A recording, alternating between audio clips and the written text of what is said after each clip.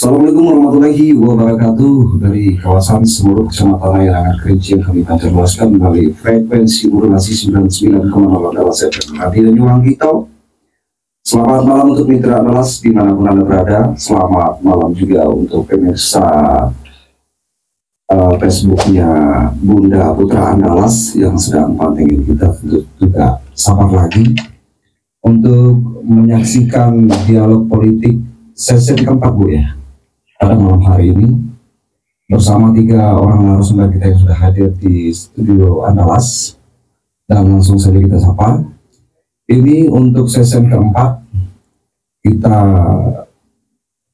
kembali ke Kota Sungai Penuh dengan tema siapakah pemimpin Kota Sungai Penuh berikutnya. Salah satunya sudah hadir Bang Priska Armanto atau akrab disapa Nick, di mana beliau merupakan kalau malam hari ini jadi jubir nih Bang ya, juru bicara ataupun dari tim Pak Ahmadi. Ini silakan. Selamat malam. Malam dulu Bung Andi. Iya, selamat malam. Ya, Bang Priska Armanto atau yang akrab disapa Nick karena beliau yang paling Nick, artinya yang paling bontot. Ya, artinya boleh kalau seperti Bung Andi mau manggil Bang Nick boleh, mau manggil Nick saja pun tidak masalah. Enggak masalah ya. Ya, itu kan panggilan terhormat itu. Asal jangan panggil Priska aja. Ya. Dan kemudian saya sapa juga buat ya Bang Rangga Febriarta, ini anak muda yang cukup cakap dan tampil untuk malam hari ini hadir sebagai pengamat politik khusus untuk Kota Sungai Penuh. Silakan Bang Rangga, gimana nih kabarnya Bang Rangga?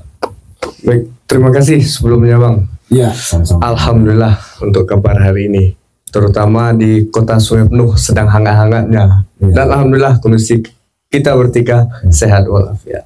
Tapi mudah-mudahan hangatnya situasi yang ada di Kota Sungai Penuh saat ini itu tidak sampai membuat terbakar ya Bang Rangga ya. Betul, Ya. sangat setuju. Ada kanti yang berstatus jangan nak salah panggang. Ya.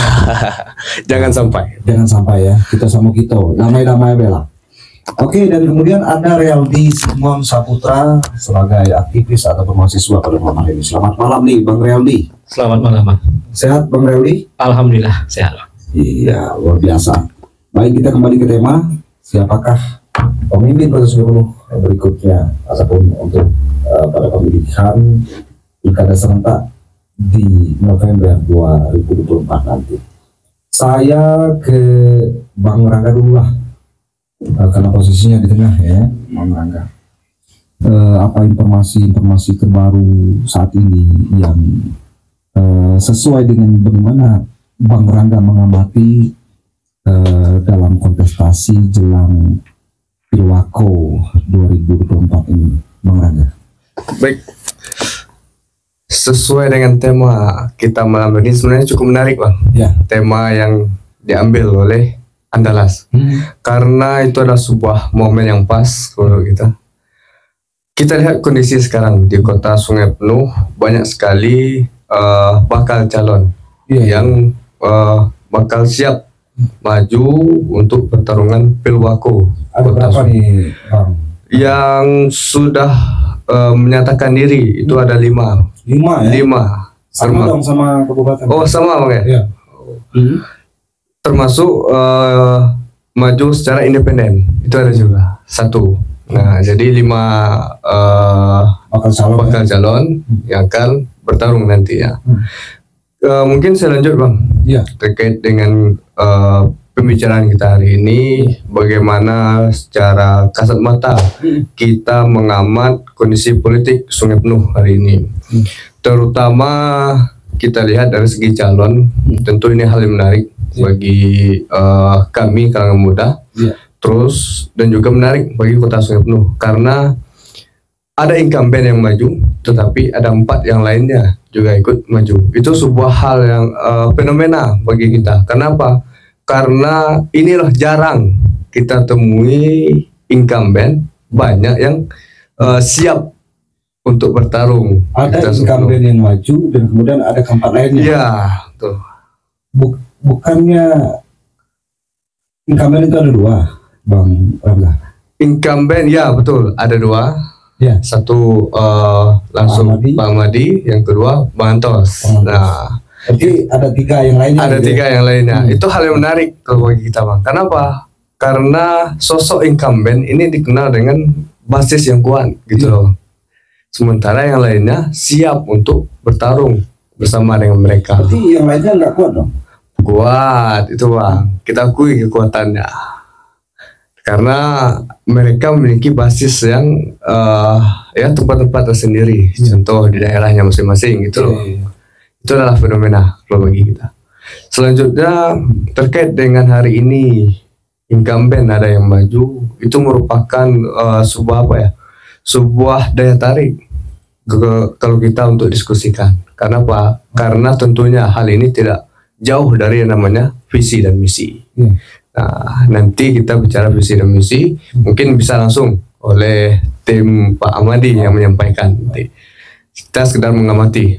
Nah, karena pada hari ini Kota Sungai Penuh itu sangat menarik. Mungkin itu untuk pemantian dulu. Baik, terima kasih untuk sementara waktu buat Bang Raga Polbriata sebagai pengamat politik di Kota Sungai Penuh saat ini.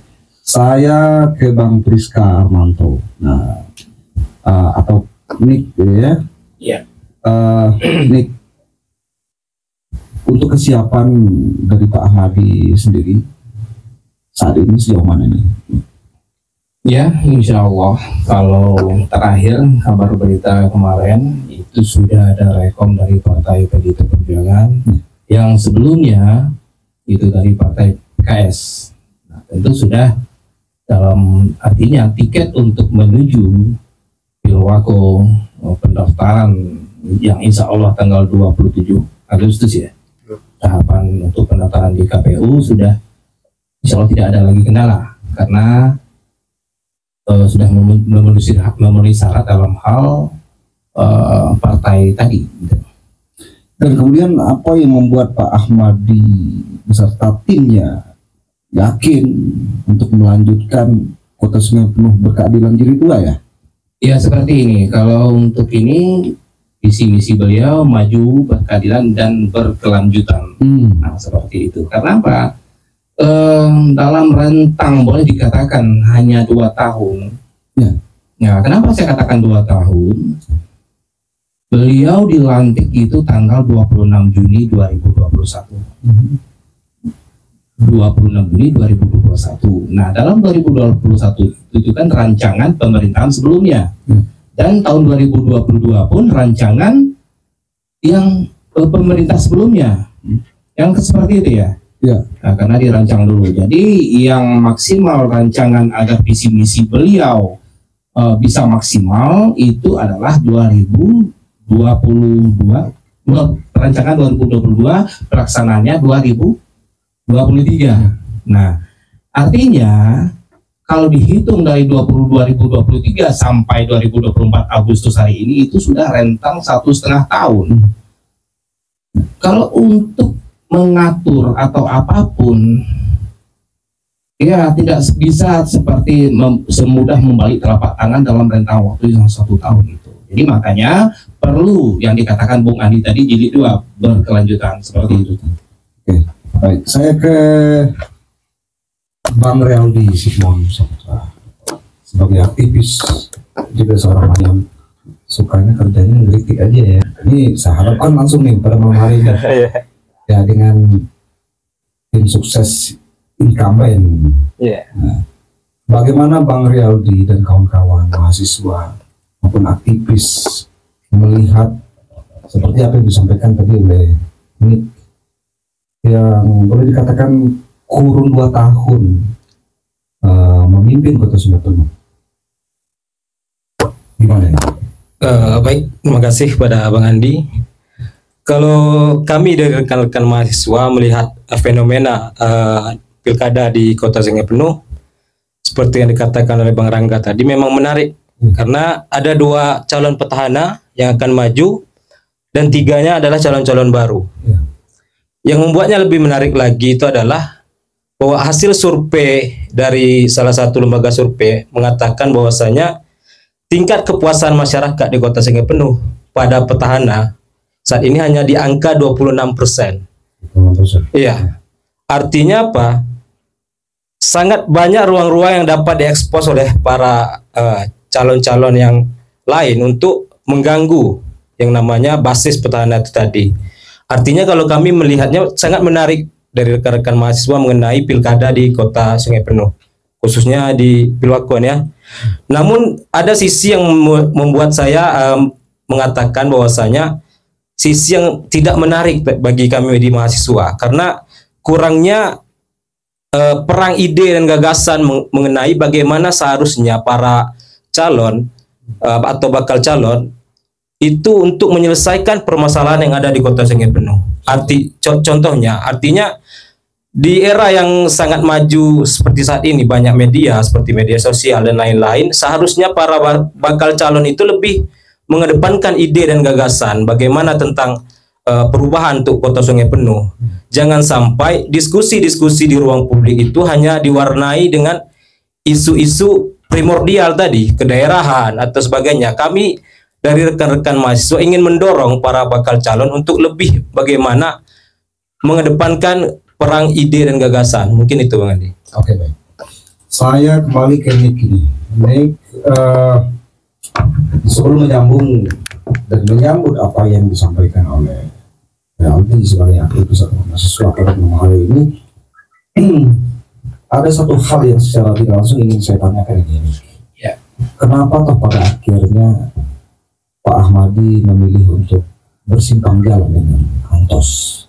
Kenapa tidak seperti Pak Gub yang juga merupakan sosok incumbent di Provinsi Jambi saat ini yang masih tetap mesra menganen pasangannya? Itu kenapa ini?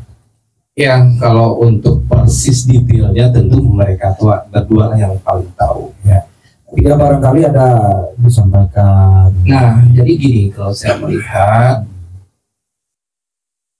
tahun 2023 itu Lebaran bulan puasa kalau tidak salah, itu jejak digital ini tidak bisa kita ini ya Rangga, di 2023 itu ada artinya boleh dikatakan entahkah jubir ataupun mungkin orang sekeliling daripada wakil Bung Antos ya sudah menyatakan calon wali kota 2024. Sementara ini kan pilkada kan belum mulai. Ya.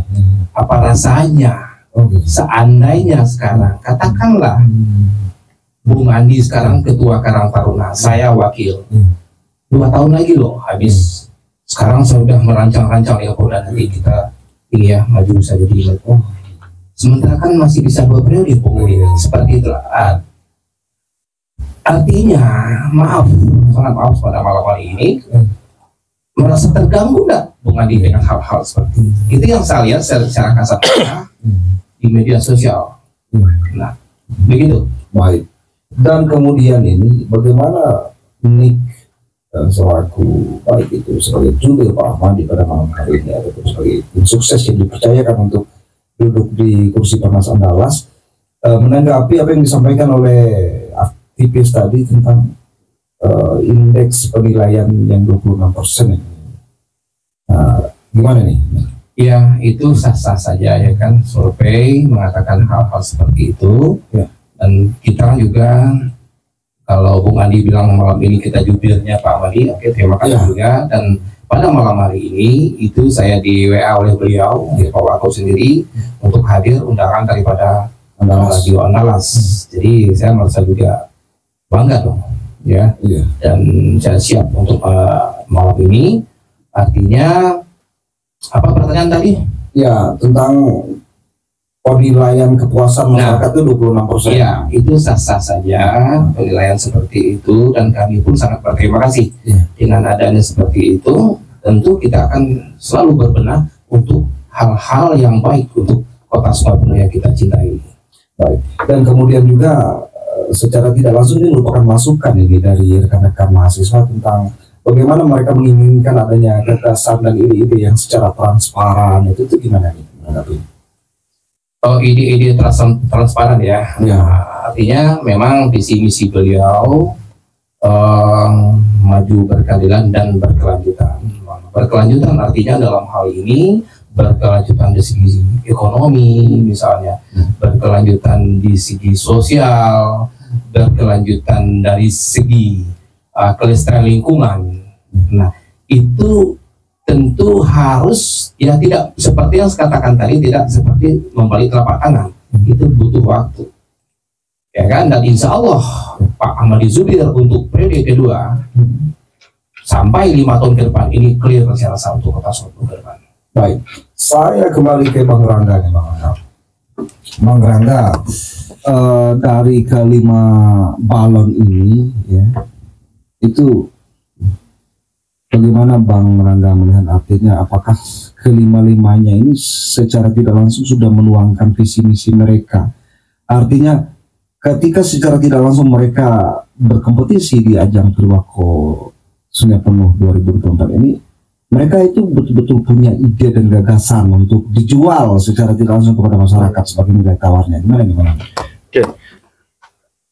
Itu sebenarnya yang harus kita ulas pada hari ini. Karena sesuai permintaan Bang Andi tadi, saya selaku pengamat, tentu saya selalu mengamati 5 dari bakal calon ini. Yang pertama mungkin saya langsung tertuju ya Bang ya? Langsung tertuju ke salah satu calon. Kita ambillah pada malam hari ini hadir pembicara kita Pak Nik Armanto selaku jubir Pak Ahmadi. Saya melihat dari si Pak Ahmadi, terutama Ahmadi karena beliau pertahanan. Lalu yang kedua menarik untuk kita bahas dalam segi yang disampaikan oleh Abang tadi, Abang Renaldi tadi. Karena apa? Karena Kota Sungai Penuh hari ini sedang kalau penguatan saya itu kacau, Wandi. Karena apa? Pertama dari segi ekonomi, lalu yang kedua dari segi sosial, dan yang ketiga dari segi tata ruangnya kota, Wandi. Kenapa kita lihat fenomena itu? Itu adalah salah satu nantinya yang akan tertuang dalam visi misi dari kelima bakal calon ini. Dan dari permasalahan itu, mungkin dari kelima bakal calon ini akan bagaimana mengkemaskan untuk membuat visi misi secara menarik supaya masyarakat ataupun kalangan umum untuk memilih mereka. Itulah tentunya Wandi. Dan juga kita lihat kondisi sekarang, pertahanan ini sungguh berat sebenarnya Wandi. Kenapa? Karena mereka sudah melihat, masyarakat ini sudah melihat bagaimana kinerja dari pertahanan itu sendiri. Dan juga, betul yang disampaikan oleh Bung Rialdi tadi terkait dengan indeks kepuasan dari masyarakat itu sendiri. Itu sebuah evaluasi sebenarnya bagi pertahanan, dan juga itu bahan untuk bakal calon yang lainnya melihat kondisi pertahanan sekarang saat ini. Istilahnya siaplah untuk menghadapi pertahanan. Lalu kita lanjut ke bakal calon yang lainnya. Mereka lihat fenomena sekarang ini itu sangat menarik Wandi. Kita ambillah contoh Bang Antos, kita ambillah contoh Alpin hari ini. Mereka berdua sedang gencarnya sosialisasi di Kota Sungai Penuh, terutama di pasar Wandi. Kenapa? Karena kondisi pasar yang saat ini kita lihat itu sedang tidak teratur, bisa kita bilang begitu. Kenapa? Karena kita kembali ke belakang, tiket untuk berjualan pada hari ini itu sangatlah bisa kita katakan mahal Wandi. Kenapa? Keluhan masyarakat itu sendiri, keluhan dari pedagang itu sendiri. Karena mereka sering mengeluh terhadap hal tersebut. Kami menjual sayuran, kok mahalnya biaya sewa lapak itu sendiri. Itu sebuah pertimbangan sebenarnya bagi pertahanan, dan juga itu bisa dimanfaatkan untuk bakal calon yang lainnya. Itu sebenarnya Lalu kita lihat dari segi sosial, dari kemasyarakatan. Masyarakat hari ini banyak yang mengaungkan bahwasanya ingin perubahan terhadap Kota Sungai Penuh ini sendiri. Kita belum berbicara ke bakal calon, kita bicara perubahan Kota Sungai Penuh hari ini. Kalau kita lihat visi misi dari bakal calon yang lainnya, itu mereka memiliki daya tarik tersendiri, baik itu dari segi masyarakatnya, baik itu dari segi sosialnya, baik itu dari segi tata kelola kotanya. Itu adalah visi misi mereka sendiri. Itu sah saja Bani, menurut kita. Karena tunggu dulu Bang, siapa di antara balon-balon tersebut yang secara tidak langsung Bang Rangga ketahui itu sudah menawarkan visi misi yang berkenaan dengan soal sosial itu tadi. Betul. Banyak Bandi, kita lihat. Kita ambil contoh hari ini Anto sudah menyatakan visi misinya, lalu Alpin sudah menyatakan visi misinya, dan juga Fikar pun tak terluput dari visi misinya tersebut. Bahkan yang maju independen pun sudah menyatakan visi misi tersebut. Idealnya soal sosial itu seperti apa? Contoh Bandi hari ini kita lihat dari segi sosial, kota Sungai Penuh atau Sungai Penuh itu sendiri terkenal dengan adat istiadat. Ya. Kita ambil dari segi sosial. Kenapa hari ini adat istiadat Sungai Penuh sedang tidak baik-baik saja kita katakan? Kenapa? Karena tata kelolanya tadi bercampur baur, Bandi. Tidak baik-baik saja seperti apa nih? Contoh kita lihat Bandi, dari segi adat mereka politikkan untuk kepentingan. Nah itu adalah hal yang ada di politisi. Iya, gitu kan. Yang semestinya para politisi atau politik diadatkan. Iya, nah itu harus kita hindari sebenarnya, Bandi. Karena itu hal yang saya katakan sangat berbeda kalau dari segi adat maupun segi politiknya. Lalu yang kedua dari segi apa ya, pergaulan sehari-hari masyarakat itu sendiri. Ya. Contoh kita ambil ke belakang, Bandi. Ya. Karena ini mungkin sudah menjadi tradisi dari masyarakat ataupun tradisi dari elit-elit sebelumnya mengadu domba, politik adu domba, Bang Adi. Nah itu hal yang mengganggu sebenarnya untuk pembangunan SDM Kota Sungai Penuh, Bang Adi. Kenapa? Karena mereka tidak saling mengeluarkan ide dan gagasan, tapi mereka saling serang satu sama lain. Nah itu adalah salah satu contoh Bang, ya, dari segi sosial. Ya. Kalau dari segi ekonomi kita lihat hari ini sesuai dengan indeks kepuasan, bahwasanya hari ini pasar Sungai Penuh itu sangat rentan sekali yang namanya ekonominya, Bang. Kenapa? Karena pedagang-pedagang hari ini sangat sekali mengeluh terhadap Tadi sudah disebutkan Bang Rangga, mungkin tata ruang yang belum disebutkan. Iya, tata ruang yang belum disebutkan. Contoh kita lihat hari ini tata ruang Kota Sungai Penuh. Ya. Contoh kita ambil dari programnya Pak Ahmadi di depan Gedung Nasional. Kenapa bisa membuat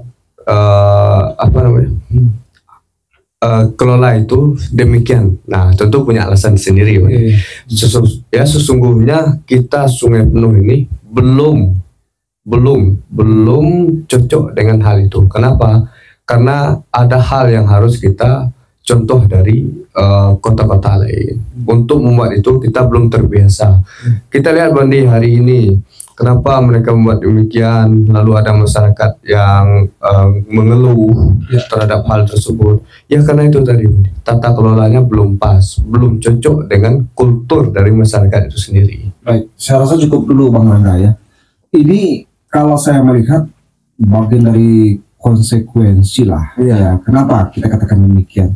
Karena secara tidak langsung ini Bang Ahmadi kan sudah menjabat dan sudah menjalani, sementara yang lain itu kan belum pernah ya untuk ketika yang lain. Artinya apa yang mau dievaluasi gitu kan? Kalau sebagai pejabat, kita katakan di sini wali kota misalnya, dia sudah menjabat dan sudah berupaya semaksimal mungkin untuk bagaimana agar Kota Sungai Penuh lebih baik. Tapi sepertinya yang namanya kehidupan ini tidak akan ada puas-puasnya. Ini saya coba untuk menetralisir. Tapi tidak ada salahnya juga ya, secara tidak langsung apa yang menjadi hemat dan perhatian secara objektif lah saya katakan dari seorang pengamat politik Bang Rangga pada malam hari ini sudah menyampaikan. Dan tentu mungkin karena selama ini seorang pengamat dan kemudian baik itu dengan Pak Wali Kota sendiri dan jajarannya mungkin jarang melakukan komunikasi, sehingga itu belum ada jawaban-jawaban yang didapatkan oleh Bang Rangga. Tapi mudah-mudahan melalui ini pada malam hari ini setidak-tidaknya bisa sedikit banyak menjelaskan tentang ekonomi, sosial, tata ruang yang secara tidak langsung sudah disampaikan oleh Bang Rangga tadi. Ini gimana nih Bang Nik? Artinya untuk ekonomi, kata Bang Rangga tadi, pedagang-pedagang banyak mengeluh katanya. Nah, bagaimana nih? mungkin ke depan ini akan ada hal-hal yang baru yang lebih baik lagi, atau apa yang menjadi kendala sejauh ini sehingga bahasa Bang Rangga tadi ya belumlah optimal, padahal kita mungkin sudah optimal. Ya, terima kasih. Artinya kita sekarang ini kan bicara data, ya kan, tentu tidak bisa satu permasalahan itu kita globalkan secara keseluruhan, tidak bisa seperti itu kita menilai. Karena BPS terakhir itu tahun 2021 pertumbuhan ekonomi Kota Sungai Penuh itu 0, sekian, karena mungkin terlanda oleh COVID. Selama lebih kurang 2 tahun deh. Iya, jadi 2021 ya, itu kan karena memang parah kita waktu itu COVID ya, makanya pertumbuhan ekonomi 0, sekian. Kita tidak menyalahkan siapa-siapa, itu sudah mendunia, katakanlah bencana lah ya. Ya, bencana. Jadi bukan Kota Sungai Penuh aja, Indonesia pun seluruh dilanda bencana COVID waktu itu. Nah, 2022 di tangan dirinya Pak Ahmadi Zubir itu naik. Itu data BPS ya, saya bukan berkata katanya, bukan mendengar dari orang pasar Tanjung Bajuri seperti itu. Kita harus keseluruhan kita menilai pertumbuhan ekonomi. Kalau yang dikatakan Rangga tentang ekonomi itu tahun 2022 pertumbuhan ekonomi itu 3,60. Nah, tahun 2023 terakhir itu 4,4%. Itu pertumbuhan ekonomi, kalau tidak salah saya terakhir saya baca itu tentang pertumbuhan ekonomi dari data BPS, Bung Adi. Nah, sepertinya ada peningkatan ya. Tentu. Baik, itu kita melihat seperti itu. Saya ke pertanyaan yang dilemparkan oleh audiens ini, pemirsa, dari Bunda Putra Andalas dari Deki Hamdani. Tolong jelaskan ide dari mana pemerintah Kota Sungai Penuh di bawah kepemimpinan Pak Ahmadi lokasi TPA di ketinggian katanya. Karena ini dampaknya menyebabkan kebanjiran, tumpukan sampah dan bencana lainnya. Nah, ini minta tolong dijelaskan ini ide dari mana kok tempat pembuangan akhir itu berada di tempat ketinggian gitu. Mungkin ada alasan-alasan lain ya. Ya, jadi seperti ini. Kalau masalah TPA memang itu seksi untuk dibahas sebenarnya ya. Kalau tentang persampahan. Nah, ini apalagi ini tahun politik. Jadi dalam hal ini baru kemarin di tanggal 26 Juli itu sudah ada MOU, insya Allah MOU dengan provinsi, maksudnya MOU TPA regional. Itu insya Allah akan terrealisasi hal itu. Kita tidak ada lagi dari ketinggian. Memang sebelumnya itu kan TPA sebelum ini itu kan di apa namanya RKI ya, RKI waktu itu. Nah, makanya karena daerah itu protes segala macam, makanya dipindah di RPD. Nah, insya Allah baru 1 minggu 2 minggu yang lalu tanggal 26 Juli kita mengadakan Pemkot, maksudnya bukan kita. Maksud saya pemerintah Kota Sungai Penuh mengadakan MOU dengan Provinsi Jambi tentang TPA regional. Nah, itu yang saya dapat informasi. Baik, untuk mitra Andalas dimanapun Anda berada dan juga untuk pemirsa Bundanya Putra Andalas, kita rehat sejenak karena ada sponsor kita yang akan lewat. Ya, tetap stay tune di 99,6 Andalas FM.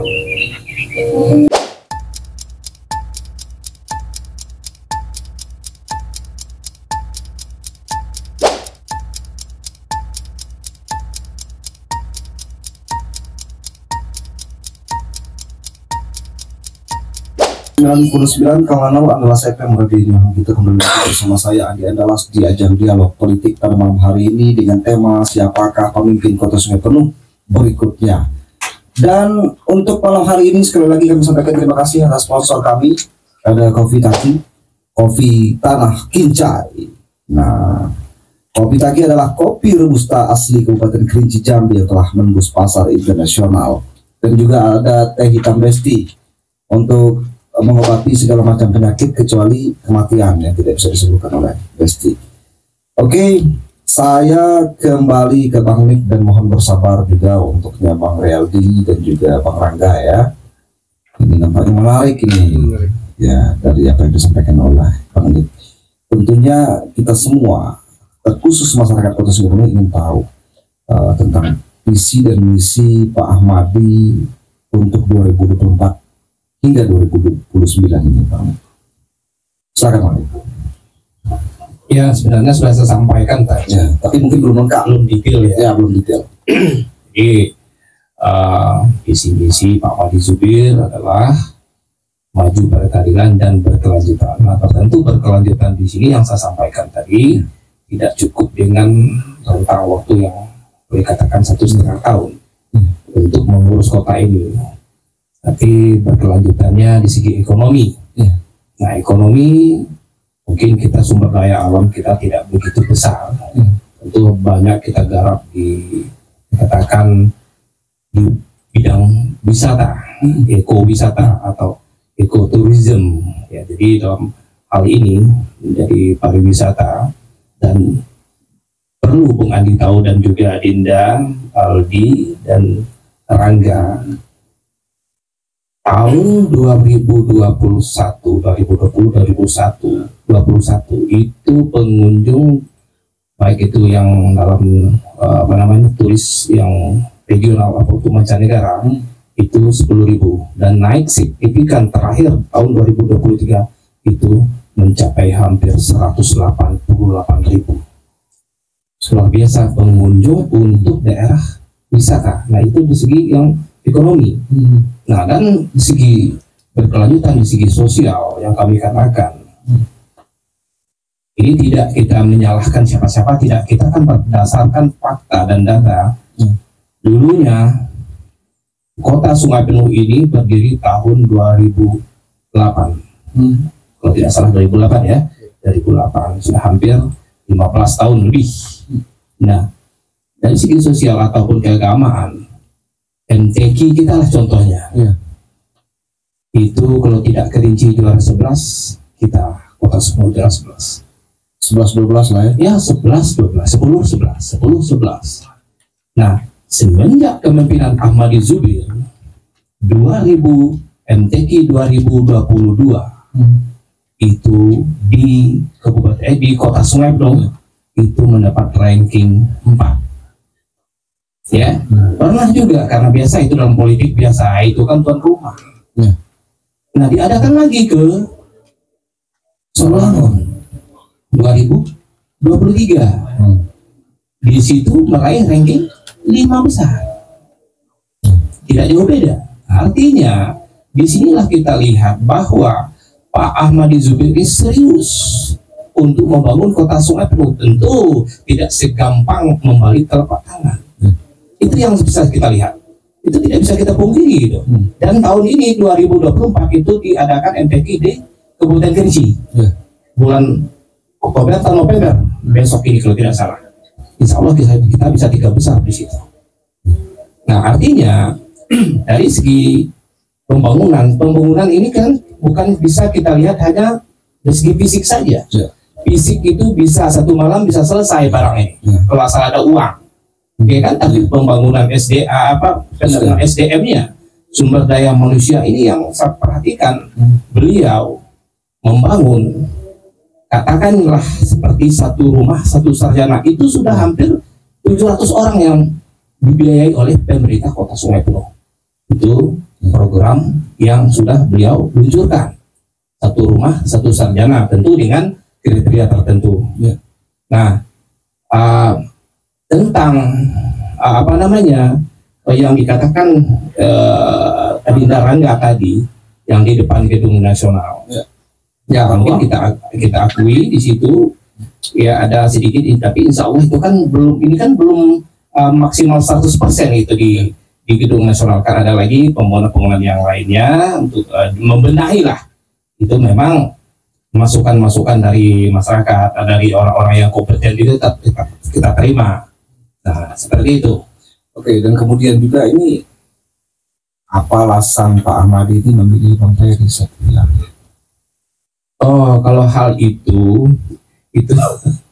saya tidak tahu persis ya, karena kalau dalam hal memilih pasangan, biasanya kalau tim ini nggak ada rahasia-rahasiaan lagi nih. Di ini saya kasih gambaran seperti ini. Sama sepertinya kita akan mencari istri. Kan lebih kurang seperti itu. Ya, ada sedikit melenceng tidak masalah mungkin. Kita mencari istri, apakah mereka dari pacaran dulu ataukah mereka dijodohkan? Ada dua ini. Ya, nah itu hanya mereka berdua yang tahu seperti itu, bukan itu. Tapi setidak-tidaknya Nick itu secara garis besar bisa menerka. Nah, menerka. Jadi Kalau analoginya seperti orang mencari calon istri, oh karena istrinya itu cantik, istrinya itu lembut, mungkin salah sih. Satu itu alasannya yang secara kasarnya seperti itu. Tentu kita mau periode kedua lanjutkan sepertinya, tentu kita ingin menang. Semua kandidat yang 5 orang ini ingin menang semua. Nah, kenapa pilih Ferry Satria? Nah, yang pasti, insya Allah, ini insya Allah ya, untuk Sungai Bungkal dan Sungai Penuh, boleh dikatakan itu kan basisnya Ferry Satria di situ. Sampai sekarang belum ada terganggu, insya Allah. Dan Kota Baru dan Pesisir Bukit pun tidak ada yang terganggu. Walaupun ada segelintir dua itu dalam dalam beras itu tentu adalah atah ya, tidak mungkin beras semua seperti itu, mungkin yang bisa saya sampaikan. Oke, baik. Saya ke Bang Realdi dari sekian banyak apa yang sudah dipaparkan oleh Bang Nick tadi, tentu secara tidak langsung soal ekonomi, sosial, dan kemudian juga soal tata ruang dan hal-hal lainnya, termasuk yang terakhir tadi, apa yang secara tidak langsung jadi alasan Pak Ahmadi memilih Bang Ferry sebagai pendamping beliau untuk menuju Pilwako Sungai Penuh di 2024. Ini bagaimana tanggapan seorang aktivis ini? Mungkin ada sesuatu yang secara tidak langsung ini masih menjadi tanda tanya besar, yang pada malam hari ini kan sudah pas nih untuk tempat bertanya. Ya, karena saya tahu ini seorang aktivis ini kan sifatnya hanya melihat sisi-sisi negatifnya saja. Ya kan, kalau hal yang positif nggak perlu dia itu, ngapain dia ke jalan misalnya, ngapain dia mengkritik. Nah, mungkin itu Bang Randy. Terima kasih yang disampaikan Bang Andi. Masih ada nih baterainya nih. Apa? Cek ada. ada. Ya, okay. Memang betul yang dikatakan Bang Andi tadi, bahwasanya memang fungsi dari mahasiswa itu memang mengkritisi, karena fungsi kami adalah karena memang fungsi dari mahasiswa adalah mengawasi jalannya pemerintahan itu sendiri tadi kan. Memang ada kalanya mahasiswa menjadi mitra strategis bagi pemerintah, namun lebih relevannya mahasiswa itu sebagai agen perubahan itu bagaimana mengontrol bagaimana jalannya pemerintahan.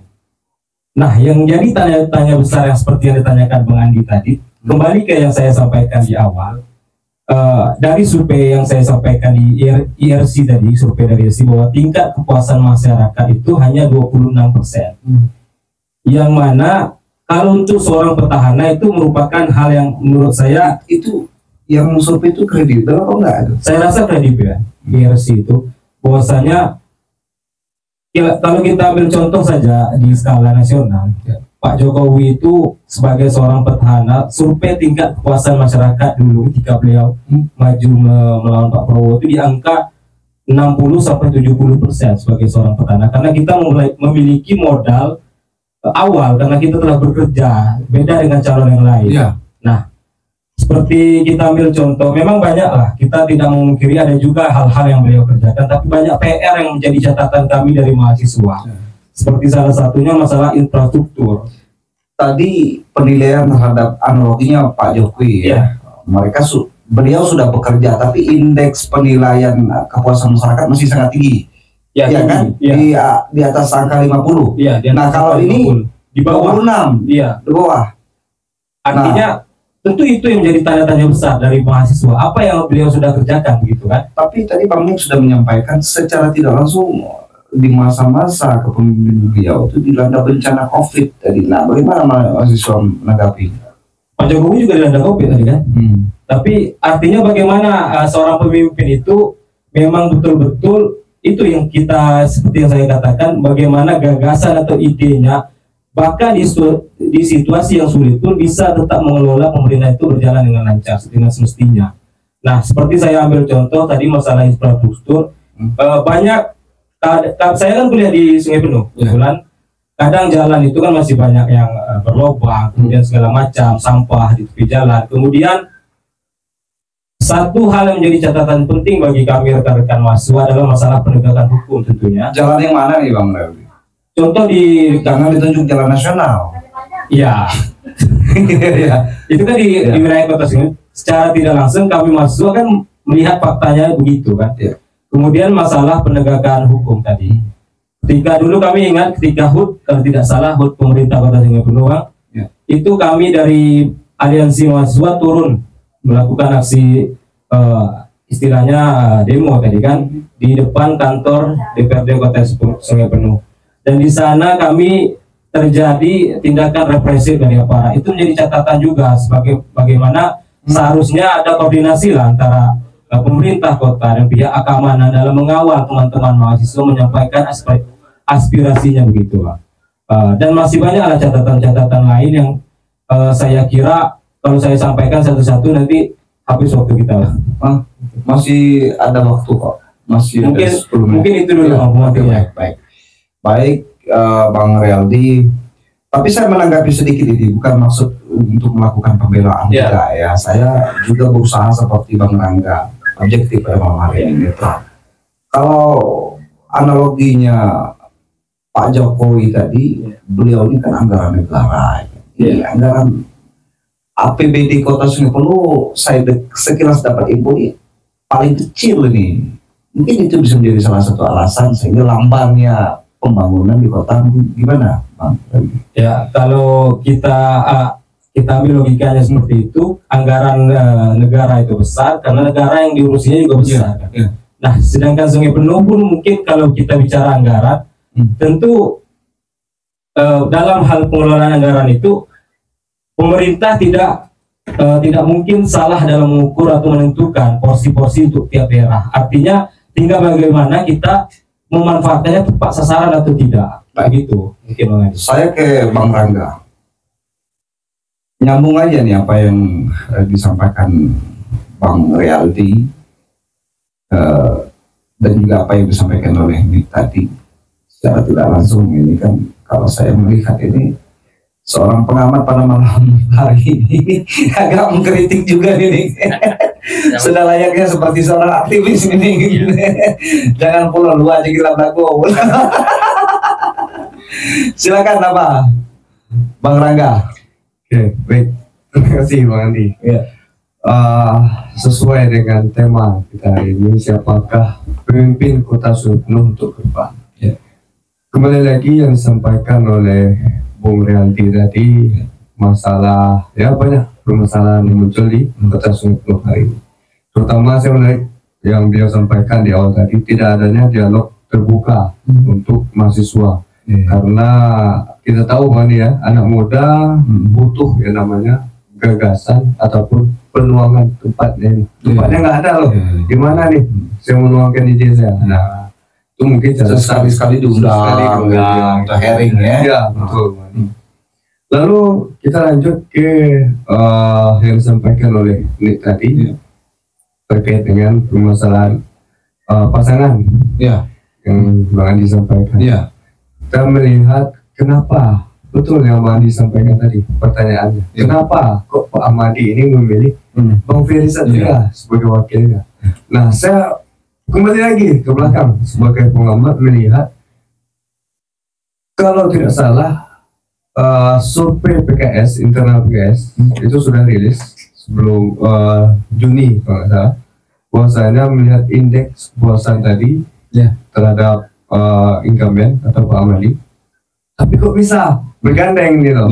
Nah, ini mungkin mereka memiliki pembahasan yang menarik lah untuk sebagai berpasangan ini berdua.